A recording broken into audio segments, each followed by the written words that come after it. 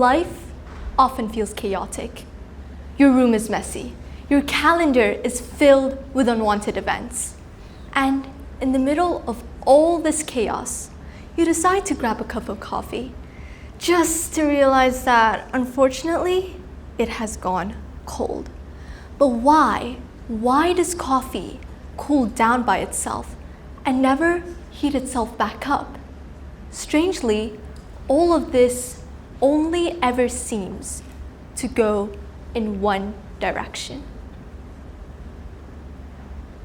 There's a law that explains this behavior called the second law of thermodynamics, which states that any spontaneous process increases the disorder of the universe. The term spontaneous simply means that a process can occur without outside energy. So in other words, it is thermodynamically capable of happening without external energy to keep it going. But processes that do not increase the disorder of the universe often require work to be done against it, which is often very difficult and sometimes practically impossible. This is because the act of putting one system in order causes other systems to become more disordered. Now, I want you to imagine that you're making ice by putting water in the freezer. When water freezes, the molecules form an ordered, rigid structure. However, to allow this to happen, heat must be removed from the water and released to the surroundings. So while the water becomes more organized, the surroundings become more disorganized. This increase in disorder is called entropy. See, when I was a kid, I read in a children's science book that entropy is a measure of disorder. However, I didn't really understand what that meant, so I would complain to my mom and tell her, it's not my fault my room's so messy, it's entropy. It could only go in one direction. But as I grew older, I realized that this wasn't really the case.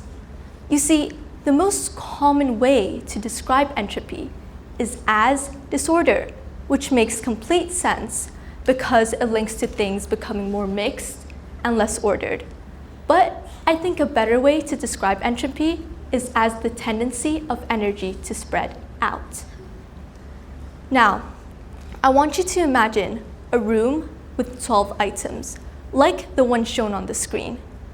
When all the items are in the right positions, the arrangement is perfect. This is low entropy because there's only one way to achieve this perfect arrangement. Now, I want you to move the items 2 at a time. After one swap, a few things are out of place, but after several swaps, the whole room becomes a total wreck.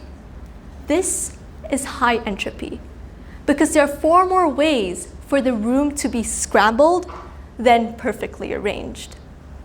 But if the room had not 12, but 100 or maybe 1,000 items, then the number of possible arrangements would grow enormously. This means that even a few random moves would cause the whole room to become a mess.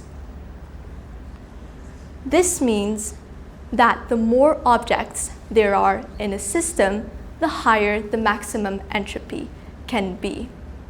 Now, we can apply the same logic to real-life examples, like dissolving salt in water. In a sodium chloride crystal, the ions are fixed in regular lattices with restricted motion, so they can't really form many arrangements. However, when the salt dissolves in water, the ions can move freely, meaning that they can occupy many more positions and form many more arrangements. Each of the arrangements that the particles can make is called a microstate. The dissolved system, therefore, has vastly more microstates than the solid crystal, meaning that it has high entropy.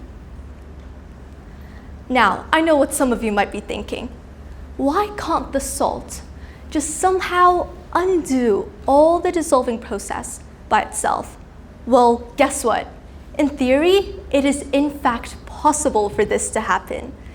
But the thing is, once the salt dissolves, the ions and the water molecules can form so many more arrangements than the few arrangements that form a solid crystal. So the odds of all the ions just randomly returning back to their original lattices are so tiny that it effectively never happens, which is why dissolving often appears irreversible under normal conditions by itself. So the next time someone judges the disorderly state of your room, just tell them, I don't want to increase the overall disorder of the universe. Thank you.